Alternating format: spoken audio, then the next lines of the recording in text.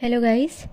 NEET UG के results already declare हो चुके हैं और अब नेक्स्ट स्टेप बहुत क्रूशियल है जो कि है counselling. Stay tuned in this video. I will guide you through the entire NEET UG counselling process from registration, documents, choice filling to seat allotment and everything. So let's start with today's video. सबसे पहले तो ये जानना ज़रूरी है कि NEET के counselling authorities कौन सी है।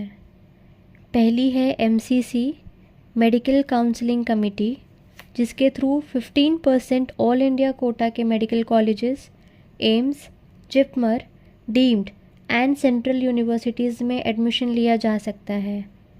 और दूसरी है स्टेट अथॉरिटी, जो 85% स्टेट कोटा देती है for private and government colleges.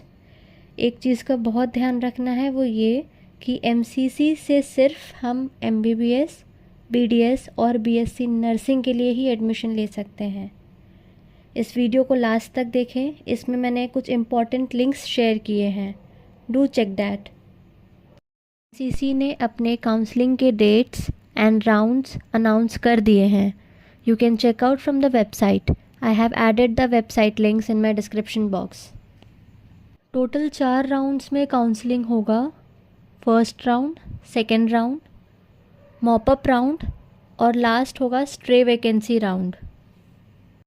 सो सबसे पहले राउंड की बात करते हैं।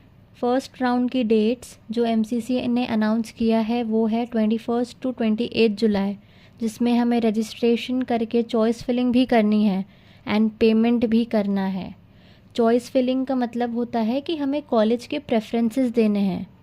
अब ये चूँकि एमसीसी मतलब ऑल इंडिया लेवल पे काउंसलिंग होगा, आप लोग ऑल ओवर इंडिया के मेडिकल कॉलेजेस के नाम चॉइस फिलिंग में डाल सकते हो। फिर चॉइस फिलिंग करने के बाद चॉइस लॉक भी करना है। बिना लॉक किए वो चॉइस आपके वैलिड नहीं रहेंगे। और इसके बाद एमसीसी कॉलेज अलॉटमेंट का प्रोसेस 29 एंड 30 जुलाई को करेगी एंड जो अलॉटमेंट होगा उसका रिज़ल्ट 31 जुलाई को डिक्लेयर करेगी। अब अगर आपने जो चॉइस फिल की है एंड आपको कोई कॉलेज अलॉट हो जाता है तो आपको 1 to 6 अगस्त के बीच में रिपोर्ट करना है to the given address. Same way round 2 की डेट्स भी देख लेते हैं। Tentative seat matrix of participating institutes 9th to 12th अगस्त के बीच बताया जाएगा। फॉर रजिस्ट्रेशन एंड पेमेंट का प्रोसेस 12th to 18th अगस्त को होगा, जिसमें choice filling and locking 13th to 18th अगस्त के बीच रहेगा।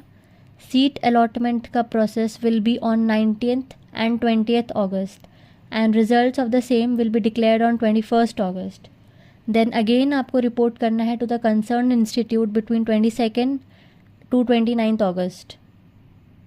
फिर आता है थर्ड या मॉपअप राउंड, जिसमें registration and payment with choice filling and locking will be between 3rd September and 8th September. Seat allotment process will be on 9th and 10th September. Results of the allotted seat will be declared on 11th September and reporting करनी है between 12th to 18th September. अब आते हैं आखिरी 4th round यानी stray vacancy round पे, जिसमें registration and payment 22nd सितंबर टू 24th सितंबर तक हमें करना है। Choice filling and locking 22nd to 25th सितंबर रहेगा। Process of seat allotment will be between 25th and 26th September, जिसके रिजल्ट्स 27 सितंबर को डिक्लेयर कर दिए जाएंगे और हमें 27 सितंबर टू 3rd अक्टूबर के बीच में रिपोर्ट करना है to the concerned institute. Now the very important question arises, how to register. For registration visit the website, link मैंने डिस्क्रिप्शन बॉक्स में दिया है ऑलरेडी। और अपने नीट के रोल नंबर से रजिस्ट्रेशन करना है सबको। एक चीज़ का ख्याल रखना है कि एक कैंडिडेट एक ही बार रजिस्ट्रेशन कर सकता है। अब हम आगे बढ़ते हैं फ़ी स्ट्रक्चर या पेमेंट की तरफ। पेमेंट 2 पार्ट्स में होगा। एक होता है रजिस्ट्रेशन फ़ी और एक होता है सिक्योरिटी डिपॉजिट। रजिस्ट्रेशन फ़ी जनरल और ईडब्ल्यूएस कैटेगरी के लिए 1000 रुपीज़ है। बाकी अदर कैटेगरीज़ के लिए 500 रुपीज़ है।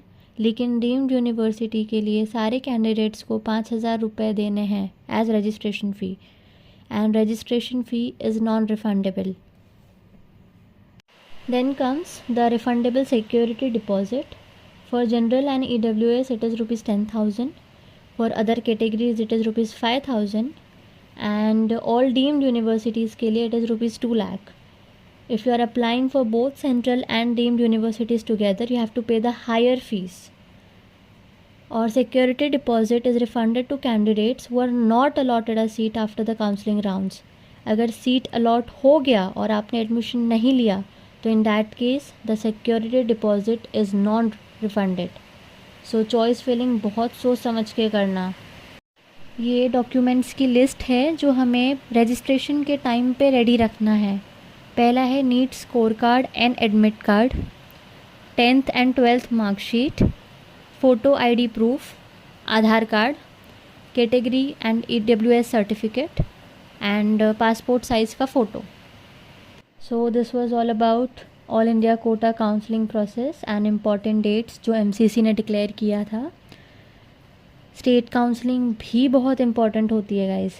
हर स्टेट ने अलग अलग टाइम पे अपना काउंसलिंग प्रोसेस स्टार्ट कर दिया है या करने वाले हैं, तो उस पर थोड़ा ध्यान रखना है. ठीक है, मैंने डिस्क्रिप्शन बॉक्स में कुछ स्टेट काउंसलिंग वेबसाइट्स डाले हैं. You can check the dates of counselling of your respective domicile state on that website. Have any questions or queries related to the counseling process, comment below. And if this video was helpful, please give a thumbs up and subscribe for more such videos. Thank you.